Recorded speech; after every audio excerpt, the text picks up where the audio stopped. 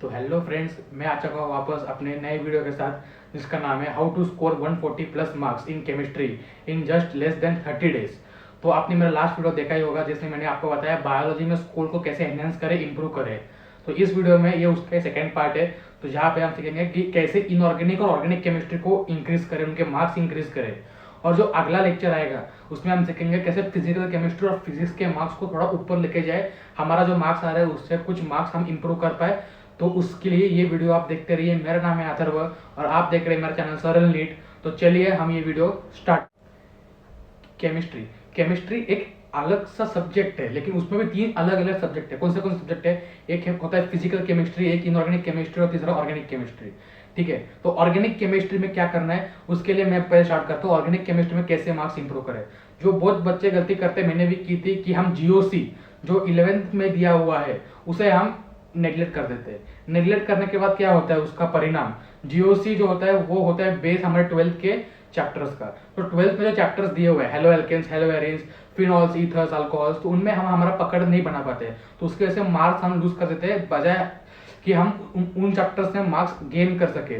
तो उसके लिए हमें क्या करना पड़ेगा, उसके लिए जो करना पड़ेगा वो मैं सब आपको इस वीडियो में बताऊंगा। कैसे कैसे आप ऑर्गेनिक केमिस्ट्री को याद करें, उसको रिटेन करें और कैसे उससे हम अपने मार्क्स को एनहेंस कर सके। तो देखते रहिए ये वीडियो। तो हम आगे आते हैं हमारे टॉपिक पे। तो चलिए शुरू करते हैं हमारा केमिस्ट्री वाला लेक्चर। तो केमिस्ट्री में क्या दिया है, तीन टॉपिक्स रहते हैं। एक तो फिजिकल केमिस्ट्री, एक ऑर्गेनिक केमिस्ट्री, एक इनऑर्गेनिक केमिस्ट्री। ठीक है, ज्यादातर बच्चे जिन्हें फिजिक्स डिफिकल्ट जाता है उन्हें फिजिकल भी डिफिकल्ट जाता है, और ज्यादातर बच्चे जिन्हें रिटेंशन में प्रॉब्लम हो रहा है उन्हें ऑर्गेनिक और इनऑर्गेनिक डिफिकल्ट जाता है। तो देखते हैं ऑर्गेनिक इनऑर्गेनिक में हम क्या इंप्रूव कर सकते हैं। ऑर्गेनिक केमिस्ट्री करने के लिए पहले हमें पढ़ना पड़ेगा GOC, that is general organic chemistry, जो 11th के चैप्टर से। ठीक है, तो इससे क्या होगा, जैसे आप जनरल ऑर्गेनिक केमिस्ट्री पढ़ेंगे तो आपको जो 11th में जो ये बेस है उससे 12th का आपका काम आसान पड़ जाएगा, आसान हो जाएगा। क्यों? 12th में चैप्टर्स है haloalkanes, haloarenes, phenols, ethers, aldehydes, ketones और अपना जो लास्ट का अमाइंस। ये चैप्टर्स आपको पढ़ना बहुत इजी हो जाएगा, क्योंकि आपको कंसेप्ट पता है, मैकेनिज्म पता है। आपको सिर्फ जाना है, उसके थ्योरी रटनी है और आ जाना है और उसको रिवाइज करते रहना है। तो कैसे करना है ये सब, आप पहले, आपको पता है कि हमारे पास दो बुक्स है केमिस्ट्री के 11th में और दो बुक्स है हमारे 12th में। तो जो 12th की ऑर्गेनिक वाली बुक है मैंने यहाँ पे उसको निकाल के रखा है। ये देखिए, ये आपको दो बुक्स मिलती है जो टोटल इसमें पूरा ऑर्गेनिक होता है। इसमें थोड़ा सा फिजिकल केमिस्ट्री अपना इनऑर्गेनिक केमिस्ट्री दिया हुआ है, लेकिन ये टोटल ऑलमोस्ट ऑर्गेनिक की बुक्स है। तो क्या करना है, इसमें आपको पता है इसमें जीओसी होता है। जीओसी पढ़ने के लिए आप स्टार्ट कीजिए फर्स्ट चैप्टर जो organic chemistry, some basic techniques and principles. ये जो होता है इससे आप अपना वीडियो, अपना जो लेक्चर है उसे स्टार्ट कीजिए। जब आप इसको पढ़ेंगे आपको सिर्फ दो ही चीजों की जरूरत है, एक ये और आपके पास कोई वीडियो सोर्स हो या फिर आप जहाँ से सीख रहे हैं, क्योंकि कुछ कंसेप्ट है जो आपको सीखना पड़ेगा। आप जब खुद ट्राई करेंगे, जब खुद सीखेंगे तो आपको थोड़ा टाइम लग सकता है। तो टाइम सेव करने के लिए आपके अगर कोई टीचर हो ऑनलाइन प्लेटफॉर्म पे या ऑफलाइन प्लेटफॉर्म पे, तो आप उनसे ये सीख सकते हैं। तो क्या करना है इसमें, देखिए ये ऑर्गेनिक केमिस्ट्री का पूरा मैंने निकाला हुआ है एनसीईआरटी। आप इसको फर्स्ट पेज से पढ़ते जाइए। फर्स्ट पेज में कुछ ना ये इंफॉर्मेशन दी होती है फालतू, ये मैंने ऊपर लिख ली है। तो आपको पूरा करना है। ये जो पिंक बॉक्सेस दिए हुए हैं, एग्जाम्पल नंबर, प्रॉब्लम नंबर, ये सारे के सारे आपको करने हैं। ये थियरी जल्दी से पढ़िए, और अभी टाइम भी नहीं है वैसे, थियरी जल्दी से पढ़िए, समझ के लीजिए, प्रॉब्लम कीजिए, प्रॉब्लम कीजिए। सारे प्रॉब्लम्स करते हुए आपको आना है। सारे जो एग्जांपल्स दिए हुए हैं उनको आपको देखते हुए एक बार आगे बढ़ते जाना है। जैसे आप आगे बढ़ते जाओगे तो ये चैप्टर आपका जाके आगे खत्म हो जाएगा। तो इसमें एक पार्ट आता है क्वांटिटेटिव एंड क्वालिटेटिव एनालिसिस। यहाँ पे आप देख सकते हैं ये पार्ट क्वांटिटेटिव क्वालिटेटिव एनालिसिस। तो आप इसको पहले स्किप कर दीजिए, मेरी बात सुनिए, इसको स्किप कर दीजिए क्योंकि थोड़ा सा आपको डिफिकल्ट जाएगा। अभी के लिए स्किप कर दीजिए, कैसे करना है बताता हूँ। यहाँ ये पूरा स्किप कर दिया आपने। इसके बाद ये जो क्वेश्चंस दिए होते हैं पीछे, इन्हें भी ट्राई कीजिए। अगर आपको कोई डिफिकल्ट क्वेश्चन इसमें लगे तो आप इसे जरूर कीजिए।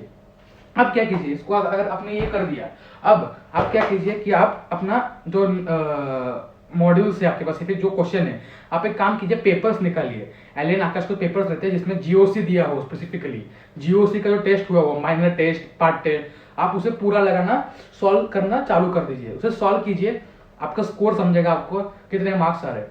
आप बेसिक से स्टार्ट कीजिए। कार्बोकैटायन, कार्बन क्या होता है, carbon free radical, stability 3 degree 2 degree, फिर धीरे धीरे आप आइए प्रोटिक सॉल्वेंट्स, प्रोटिक, अप्रोटिक, फिर आप आइए SN1, SN2, E1, E2, उनके डिग्रीज कैसे रहते हैं, कैसे कार्बोकेटाइन कैसे बनता है, इंटरमीडिएट कैसे रहते हैं, ग्राफ्स कैसे रहते हैं एनर्जी के, सारे चीजें पढ़ते हुए आप इसमें आगे बढ़ते जाइए। IUPAC इंपॉर्टेंट है, सबसे पहले IUPAC पढ़िए, फिर नोट्स में कैसे नाम देते हैं, सीक्वेंस क्या होता है, पहले कार्बोक्सिलिक, फिर कौन सा क्या क्या आते हैं, कौन से कुछ डेरिवेटिव्स आते हैं, सारा पढ़ते पढ़ते पढ़ते आप यहाँ तक पहुंच जाइए। तो इसके बाद आप पढ़िए sp2, sp3, sp कार्बन कैसे होते हैं, उनकी इलेक्ट्रोनेगेटिविटी कैसी होती है, sp कार्बन सबसे ज्यादा इलेक्ट्रोनेगेटिव होगा। उसके बाद आप देखिए कि कैसे जो हम स्टेबिलिटी गैस करते हैं, कैसे एसिडिक स्ट्रेंथ करते हैं, कैसे बेसिक स्ट्रेंथ करते हैं, कैसे उनका थर्मल स्टेबिलिटी, जो भी मतलब स्टेबिलिटी के related acidic strength, basic strength, उनका डोनेशन, उनकी न्यूक्लियोफिलिसिटी, ये सब पढ़ते हुए आप यहाँ तक पहुंच जाइए। फिर आप यहाँ पे +M, -M, resonance, inductive effect, बाकी सब इफेक्ट, हाइपर कॉन्जुगेशन सीखेंगे। ये सीखने में आप जितना टाइम है आप उतना टाइम लगा दीजिए। आपको 1 वीक लगे ये सब सीखने में, लगा दीजिए 1 वीक, क्योंकि इससे आपका काम इजी पड़ जाएगा। 1 वीक अगर आपको देना पड़ रहा है रोज 4 to 5 आवर्स, तो दे दीजिए, इसको पूरा एक बार कर लीजिए, कैसे आपको ऑर्गेनिक का ये पूरा स्ट्रक्चर बना देगा। अब हम आते हैं ऑर्गेनिक के बाद क्या करना है। ये जीओसी तो हमने पढ़ लिया, अब आप फटाक से जाइए हाइड्रोकार्बन चैप्टर पे, जो उसके बाद वाला चैप्टर है। तो हाइड्रोकार्बन चैप्टर में आप पूरा रीडिंग मारिए, उसके नोट्स बनाइए, याद कीजिए रोज सुबह, जैसे मैंने आपको बायोलॉजी के वाले ट्रिक्स में बताया था कैसे उसको याद करना है। आप उसके पॉइंटर्स बना लीजिए कि ये पॉइंट, और उसको फिर रोज हर दिन रिवाइज कीजिए, तो उससे आपका रिवीजन बेटर हो जाएगा। अब जब मैंने ऑर्गेनिक किया था तब मैंने उस पर क्या किया था, हर बार जब हमारा कोई माइनर टेस्ट आ रहा था तो मैं ऑर्गेनिक का थियरी पढ़ता ही नहीं था, थियरी 10-15 मिनट्स में गो थ्रू करता था। उसके बाद आया था क्वेश्चंस, मेरे पास अलग अलग बुक थे, इंजीनियरिंग का एक बुक था, इंजीनियरिंग का मॉड्यूल था, अपना MS स्वान था, उसको मैंने सॉल्व किया फटाक से, वापस मॉड्यूल सॉल्व किया फटाक से, जो क्वेश्चंस किए उसे वापस सॉल्व कीजिए, उससे आपका मार्क्स जो है ऑर्गेनिक के टेस्ट में 180 आउट ऑफ 160 आराम से पहुंच जाएगा। अब आते हैं हमारे अगले चैप्टर पे, हाइड्रोकार्बन तो हो गया। अब हाइड्रोकार्बन के बाद क्या हो जाता है मैं बताता हूँ आपको। अगर आपने ये 2 चैप्टर एक साथ कर लिए तो आपको एकदम बोर हो जाएगा, क्योंकि आपने इतना सारा ऑलमोस्ट 9 to 10 डेज में सब कर लिया है, और आपको अभी इसको रिटेन भी करना है, तो आपको रोज सुबह आप रूट के रिवाइज भी कर रहे हैं, सब कुछ कर रहे हैं। तो इसके बीच में क्या करना है, आपको एक चीज दिखाता हूँ। इसके बीच में आप क्या कीजिए, इसके आप लास्ट चैप्टर देखिए, इसमें एनवायरमेंटल केमिस्ट्री, इससे एक क्वेश्चन आना पक्का है। एनवायरमेंटल केमिस्ट्री को आपको ढंग से पढ़ना है, हर एक चीज पढ़नी है एनवायरमेंटल केमिस्ट्री के बारे में। अब इसको रिटेन नहीं कर पाएंगे आप, मैं आपको बता दूं, इसको रिटेन आपसे नहीं होगा ये। तो क्या करना है, जो भी पॉइंट दिख रहे हैं इंपॉर्टेंट, इसे लिख लीजिए। आपको बता दो क्या इंपॉर्टेंट है इसमें।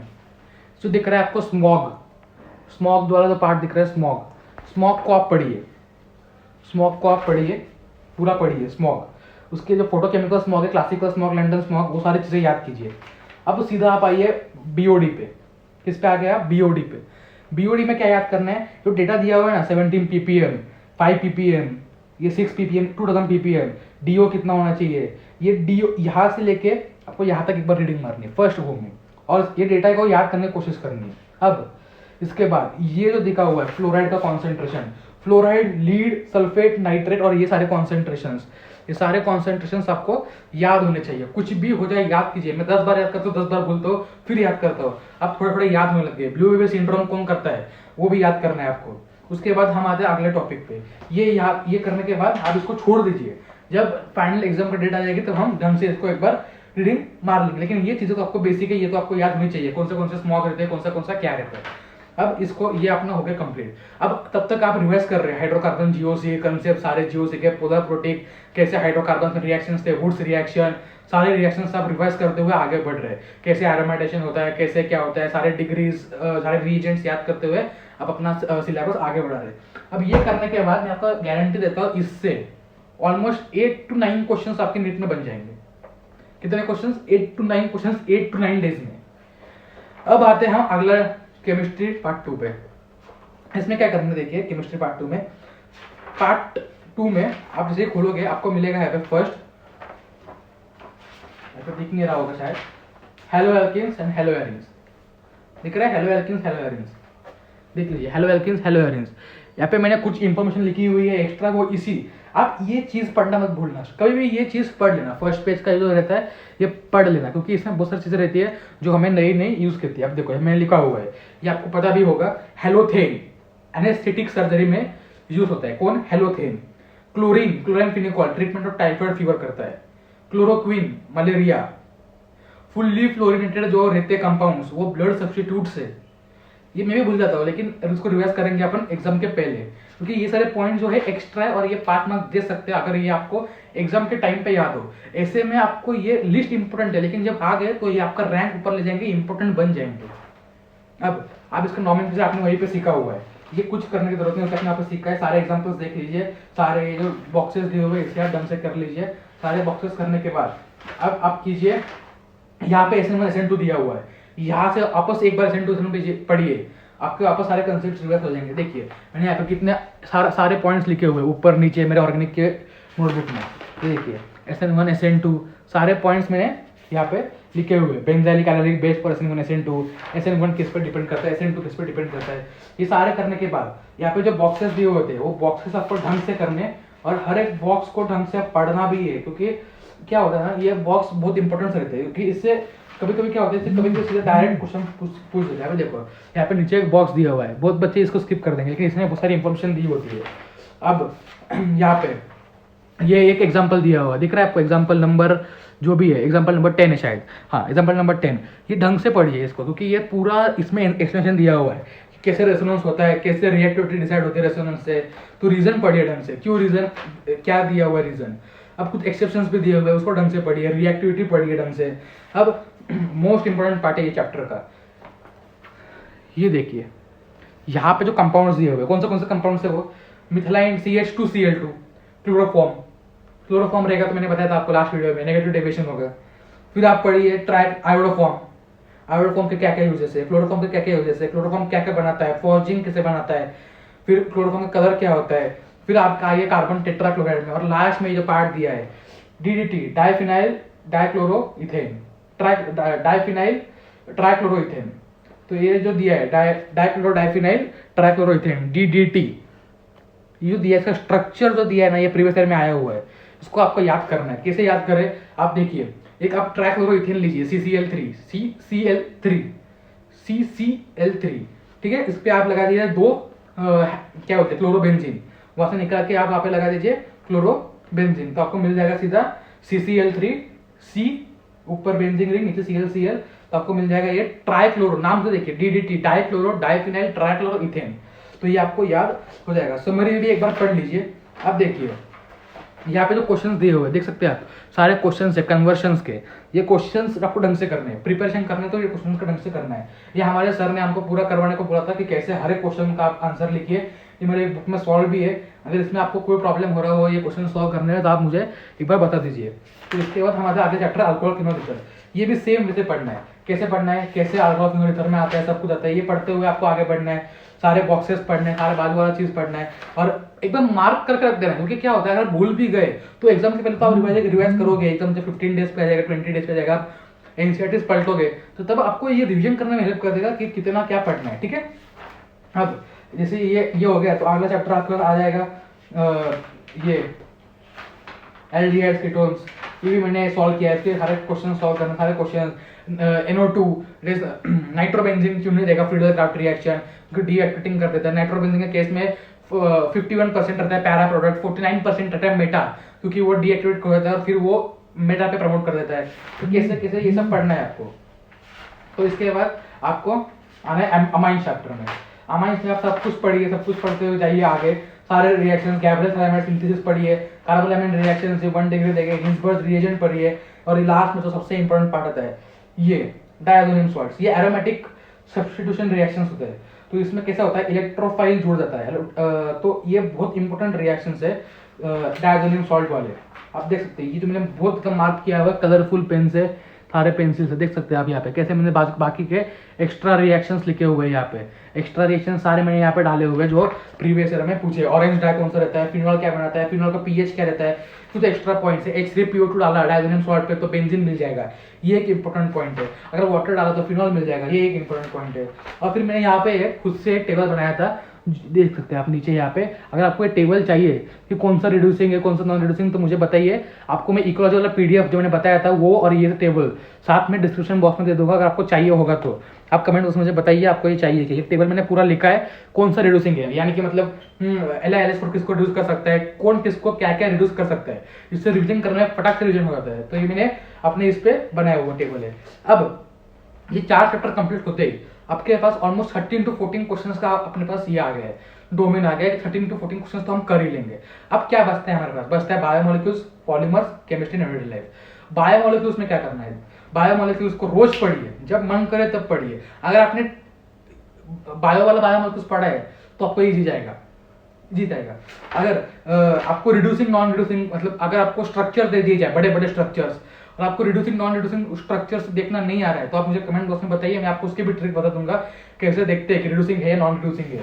तो आप पूरा थ्योरी पढ़ते जाइए इसका। मैल्टोस का क्या रहता है, वन लिंकेज क्या होता है, अल्फा अल्फा ग्लूकोज, फिर स्टार्च में क्या होता है, अमाइलोपेक्टिन, अमाइलोस का परसेंटेज क्या होता है 10 to 15%, अमाइलोपेक्टिन का परसेंटेज क्या होता है 80 to 85%, ब्रांचिंग का होते हैं 1/6 पे, सारा चीजें पे पढ़नी है आपको। लैक्टोस में क्या होता है, सेलुलोज जो होता है वो अनब्रांच रहता है, फिर ग्लाइकोजन में क्या होता है, ग्लाइकोजन ब्रांच रहता है, हाईली ब्रांच रहता है।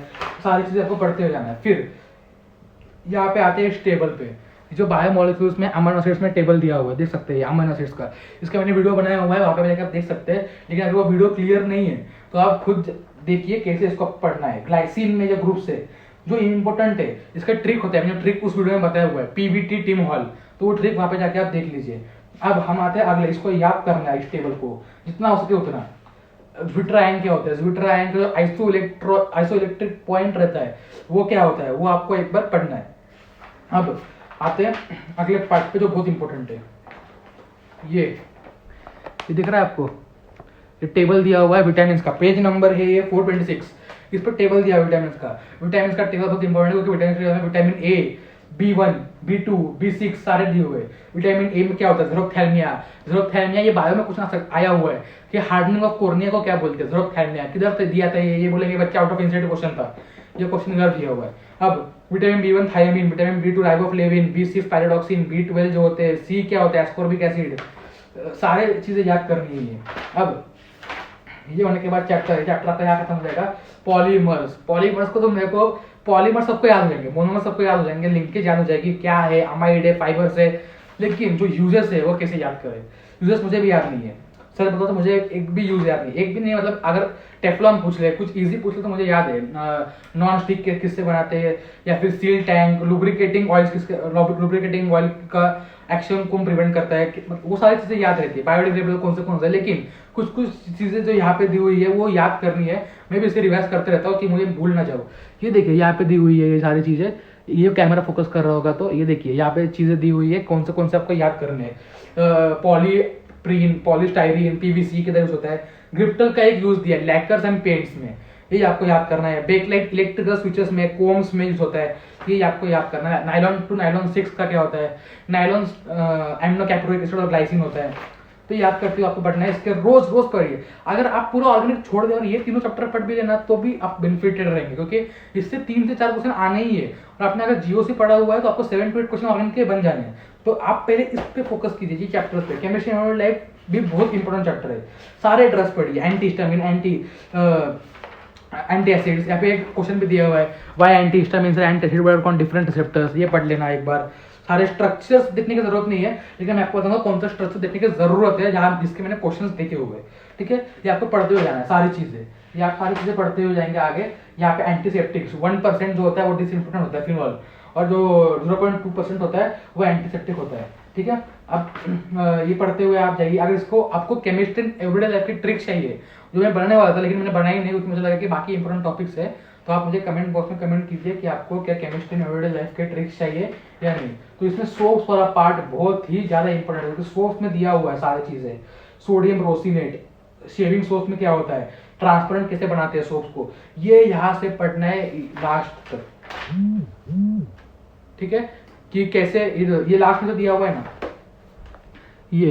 ये तो पढ़ना ही है, क्योंकि इसमें दिया है कि कितना this days branching of hydrocarbons chain is controlled, जितना ज्यादा ब्रांचिंग होगा उतना डिग्रेडेशन में प्रॉब्लम होगा, तो ब्रांचिंग मिनिमम रखते हैं, ठीक है, ये पॉइंट याद होना चाहिए। अब ये पूरा इंसिडेंट हमारा यहाँ पे हो गया, तो अब हम दूसरा क्या हम पढ़ना चाहिए। अब ये हो गया ऑर्गेनिक। ऑर्गेनिक के लिए आप MS1 लगा सकते हैं, आपकी जरूरत भी नहीं है वैसे।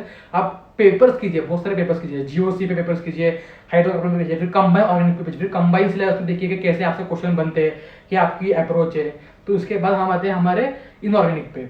इनऑर्गेनिक के लिए क्या करें, इनऑर्गेनिक के लिए आप चीज करें, आपको सिर्फ एक ही चीज पढ़नी है इनऑर्गेनिक के लिए, वो है ये किताब। कौन सी किताब है ये किताब है NCERT। कौन सी? NCERT। इसमें क्या कैसे पढ़ना है ये बहुत बच्चों को कंफ्यूजन होता है। आप पहले काम कीजिए, जाइए केमिकल बॉन्डिंग पढ़ के आइए। केमिकल बॉन्डिंग की ट्रिक्स की वीडियो डाउनलोड करें, कैसे बॉन्ड निकालते हैं, कैसे मॉलिक्यूलर ऑर्बिटल थ्योरी है, कैसे VBT है, वो सब चीजें पढ़िए, ठीक है। वो चीज पढ़ने के बाद वहां से आपको 5 to 6 क्वेश्चन इनऑर्गेनिक में आपके ऐसे बन जाएंगे। कितने क्वेश्चन? 5 to 6 question. अब आप कहाँ पे आएंगे? अब आप बी ब्लॉक पे नहीं जाएंगे, अब आप आओगे, चैप्टर है अपना, ये चैप्टर है अपना कोऑर्डिनेशन कंपाउंड्स। कोऑर्डिनेशन कंपाउंड्स पे आप आओगे पढ़ने के लिए। कोऑर्डिनेशन कंपाउंड्स को आप पूरे सारे कंसेप्ट सीख लेंगे। VBT क्या है, इधर क्या दिए हुए हैं, आइसोमर्स कैसे रहते हैं, मेरिडोनियल फेस, फेसियल, कौन से inner complex, outer complex, DSP2, SP3D, जो भी है, जो भी सारी चीजें, SP3, SP3D2, जो भी सारी चीजें ये आपको यहाँ पे पढ़नी है। आइसोमेरिज्म कौन से होते हैं, स्ट्रक्चरल लिंकेज, सारे आइसोमर्स आपको पढ़ने हैं, लिमिटेशंस पढ़नी है, EAN इफेक्टिव एटॉमिक नंबर की ट्रिक अगर चाहिए आपको कि effective atomic number without formula कैसे निकाले और विद फार्मूला कैसे निकाले, तो मुझे आप कमेंट बॉक्स में बताइए। EAN की ट्रिक, इफेक्टिव एटॉमिक नंबर की ट्रिक मेरे पास है अवेलेबल। ये जो इसका क्वेश्चन आया था, ये आपको डायग्राम वाला ये आपको आना चाहिए निकालना, CFSE crystal field stabilisation energy. फिर उसके बाद हम आते हैं अगले टॉपिक पे, जो यहाँ पे कंपाउंड दिए हुए, ये एक सेक्शन रहता है, आपको पता ही होगा इफेक्टिव एटॉमिक नंबर का, Mn2CO10। फिर उसके बाद आते हैं हम कैसे स्टेबिलिटी कांस्टेंट रहते हैं, कैसे। फिर एक इम्पोर्टेंट, बहुत इंपॉर्टेंट चीज है जो बहुत बच्चे इग्नोर कर देते हैं, यहाँ पे टॉपिक दिया हुआ है, importance and applications of coordination compounds. दिख रहा है? इस टॉपिक को आपको 10 से 15 बार पढ़ना है। क्यों? क्योंकि इसमें इंफॉर्मेशन दिया हुआ है कि कौन से dime alpha nitroso beta naphthol, DMG, calcium, EDTA, NiCO4, Mond process, cyanocobalamin, AgCN2, photographic fixer क्या होता है, हाइपो सॉल्यूशन होता है, हाइपो सॉल्यूशन, फिर उसका सिस्प्लैटिन किसके लिए हेल्प करता है, डी पेनिसिल अमाइन किसके लिए होता है, डेस्पिरिडॉक्सिम B किसके लिए होता है। ये सारी चीजें पढ़ के आपको ये चैप्टर पक्का करना है। अभी आपका इनऑर्गेनिक में 9 to 10 क्वेश्चन, 10 क्वेश्चन तो आप कहीं मान के चलिए कि कहीं नहीं गए। अब आप जाओगे पीरियोडिक टेबल पे, क्योंकि मैं मान रहा हूँ कि आपको पीरियोडिक टेबल आता है, बेसिक्स आपको पता है, एलिमेंट्स ये होते हैं, एटॉमिक नंबर ये होता है, इसलिए मैंने आपको पहले केमिकल बॉन्डिंग कीजिए। अगर आपको वो भी नहीं आता तो आप पहले पीरियोडिक टेबल कीजिए, ठीक है। अब आप जाइए पीरियोडिक टेबल पे, वहाँ पे जो सिस्टम जो ट्रेंड्स है उसको एक बार रिवर्स कर ले। मुझे पता है कि आपको मोस्ट ऑफ लोगों को आता होगा कि एटॉमिक साइज यहाँ बढ़ता है, यहाँ कम होता है, यहाँ बढ़ता है, इलेक्ट्रोनेगेटिविटी यहाँ बढ़ती है, यहाँ कम होती है, इलेक्ट्रॉन एफिनिटी यहाँ बढ़ती है, यहाँ कम होती है, सारी चीजें आपको पढ़नी है। आयनिक एनर्जी का सारे ट्रेंड्स रिवर्स कर लो, सारे चीज जो एनसीईआरटी में दिए हुए हैं। तो उसके बाद आप आइए हमारे एस ब्लॉक पे जो 11th में दिया है, उसको जैसे हमने पढ़ते ग्रुप है, तुम ग्रुप पढ़ लीजिए। उसके लास्ट के जो मेथड्स दिए हुए सारे एस के कैल्शियम के कंपाउंड्स दिए हुए सारे पढ़ लो, कैसे कैसे उनके ट्रेंड्स है वो पढ़ लो, वो जान लो। उसके बाद हम आते हैं अगले टॉपिक पी ब्लॉक पे। पी ब्लॉक जो है उसको आपको 1 गोइंग पढ़ना है, 11th का और 12th का। 11th का पढ़ लिए बोरॉन के कंपाउंड्स, बोरैक्स क्या है, क्या क्या कंपाउंड्स होते हैं, कैसे कैसे बनते हैं, क्या क्या यूजेस है, बोराजाइन क्या है, बोराजोल क्या है, इनऑर्गेनिक बेंजीन, इनऑर्गेनिक ग्राफाइट, सारी चीजें पढ़ने के बाद आप आओगे 14 ग्रुप पे। कार्बन पढ़ोगे, सिलिकॉन से जरूरत नहीं है लेकिन पढ़ लो कि प्रीवियस ईयर में क्वेश्चन आया हुआ है। सिलिकॉन्स पढ़ लो, सिलिकॉन्स के बाद उसके यूजेस पढ़ लो, क्या क्या यूज थे सिलिकॉन से, कॉस्मेटिक्स में होते हैं, कैसे कैसे यूज होते हैं। कार्बन के एलोट्रोस पढ़ लो, डायमंड ग्राफाइट फुलरिन। अगर आपको वीडियो चाहिए कि डायमंड ग्राफाइट फुलरिन पे तो मुझे बताइए, मैं पूरा वीडियो बनाऊंगा। कौन से डायमंड ग्राफाइट फुलरिन, तीनों के तीनों बहुत इंपॉर्टेंट है क्योंकि इस पे क्वेश्चन बनना 100% है। sp2 sp3 कौन से कैसे याद रखे, 20 जो होते हैं अपने पास होते हैं 20 अपने हेक्सागोनल होते हैं, 12 पेंटागोनल होते हैं, कैसे याद रखे, मैंने कैसे याद रखा हुआ है, क्या है ओरिजिनल कंसेप्ट है फुलरिन का, तो वो आपको याद करके चलना होगा। अब आते हैं 12th वाले पे। 12th वाले पे आपको सेम पैटर्न फॉलो करना है। 14th group, 15th group, 16th group, 17th group, 18th group, यहाँ तक पढ़ना है। 18th ग्रुप में जो हाइड्रोलिसिस का पार्ट दिया वो पढ़ना है। 15th ग्रुप में ट्रिक्स बताए रिएक्शंस के लिए, वो वीडियो देखिए कैसे मैंने बताया। 16th में ऑक्सीजन का देखिए कौन सा लिक्विड है, HCl4 इज लिक्विड। TeF4 क्या है, SF4 क्या है, ऑक्सीजन कैलोट्रोप्स क्या है, ओजोन क्या है, ओजोन के कलर्स क्या है। अगला टॉपिक पे आइए 17 पे ऑक्सी एसिड्स पर इंटर हेलोजन कंपाउंड्स आई जो होते हैं वो पढ़िए। ICL जैसे कि मतलब दो हेलोजन के बीच में जो कंपाउंड होते हैं उसे पढ़िए। डीकॉन्स प्रोसेस जो प्रिपरेशन का मेथड रहता है वो पढ़िए। 18th ग्रुप में जो जेनॉन है उस पर पढ़ना है आपको। जेनॉन से स्ट्रक्चर क्या है, XCFO का स्क्वायर के अंदर स्ट्रक्चर होता है वो पढ़िए। फिर अगले टॉपिक पे आइए जो है डी ब्लॉक। डी ब्लॉक को प्योरली एनसीईआरटी से रीडिंग मार ली और सिर्फ ज्यादातर फोकस कीजिए 3D सीरीज पे। स्कैंडियन से क्या पढ़ता है, कैसे आपको पैरामेग्नेटिक बिहेवियर निकल आना चाहिए, कौन सा पैरामेग्नेटिक कौन सा डायमैग्नेटिक है। आपको NN plus rule √NN+2 that is BM bore magneton आना चाहिए आपको निकालना, मैग्नेटिक मूवमेंट निकलना आना चाहिए आपको। वो सारी चीजें आपको सीखनी है यहाँ पे। फिर KMnO4 K2Cr2O7 कैसे, उसका फिर ट्रिक्स है रिएक्शन याद करने की वो मुझे बताइए। मुझे ट्रिक्स में आपको बता दूंगा कैसे एसिडिक में क्या होता है, बेसिक में क्या होता है, वो सारी चीजें आपको बता दूंगा। उसके बाद आता है मेटलर्जी। लास्ट में मेटलर्जी पढ़िए, सारे ओर्स याद कीजिए, मैलेकाइट, एजोराइट, वो टेबल बहुत इंपॉर्टेंट टेबल है, उसे याद कीजिए। सारे मेथड्स याद कीजिए। मेटलर्जी एक दिन का काम है, सारी चीजें मेटलर्जी की आप याद कर लीजिए। तो मेटलर्जी बहुत इंपॉर्टेंट है क्योंकि एक क्वेश्चन उससे आना तय। और लास्ट में आप कीजिए हाइड्रोजन चैप्टर, क्योंकि हाइड्रोजन में क्या है क्वेश्चन आना तय है टेम्पररी और परमानेंट हार्डनेस से। टेम्पररी परमानेंट हार्डनेस आपको एग्जाम के पहले भी रिवर्स करना है क्योंकि थोड़ा कंफ्यूजिंग हो जाता है वो। हाइड्रोजन जो फॉर्म्स है, जो रिएक्शंस है, वो एक बार आप गो थ्रू कर लीजिए। तो आपको इतना ही मैंने बताया। अभी इसको आप 15 to 20 डेज में कंप्लीट कर सकते हो और फिर लास्ट के 10 to 15 डेज में आप कर सकते हैं अपना फिजिकल केमिस्ट्री। तो आपका केमिस्ट्री में स्कोर 140 आने से कोई रोक नहीं सकता। 140 आपका स्कोर नीट में आ जाएगा। अगर आपका मॉक टेस्ट में स्कोर नहीं भी आ रहा है तो होप मत लूज करिए, क्योंकि मॉक टेस्ट में स्कोर नहीं आता है, मॉक टेस्ट में कम ही आता है क्योंकि थोड़े से इनऑर्गेनिक के रिएक्शंस बाहर से होते हैं। फिजिकल थोड़ा डिफिकल्ट साइड में होता है। तो आप ट्राई कीजिए कि आप अच्छे मॉक टेस्ट दे, नीट लेवल के दे, तो उसमें आपका स्कोर जज कीजिए और आपका स्कोर नीट में 140 प्लस पक्का जाएगा। तो अगले वीडियो में मिलेंगे हम लोग। अगले वीडियो में देखेंगे क्या है फिजिकल केमिस्ट्री, कैसे उसको फिजिक्स को पढ़ना है। और तब तक आप इस वीडियो को शेयर कीजिए अपने दोस्तों को जिनको इसकी जरूरत है, उन तक ये वीडियो पहुंचाइए। इस वीडियो को लाइक कीजिए और कमेंट में मुझे बताइए कि आपको इस वीडियो के बारे में क्या लगता है और क्या अभी हम और इंप्रूवमेंट कर सकते हैं इस वीडियो में। आपको और क्वालिटी में क्या इंप्रूवमेंट चाहिए वो मुझे आप पक्का बताइए। तो थैंक यू दोस्तों, चलो बाय बाय।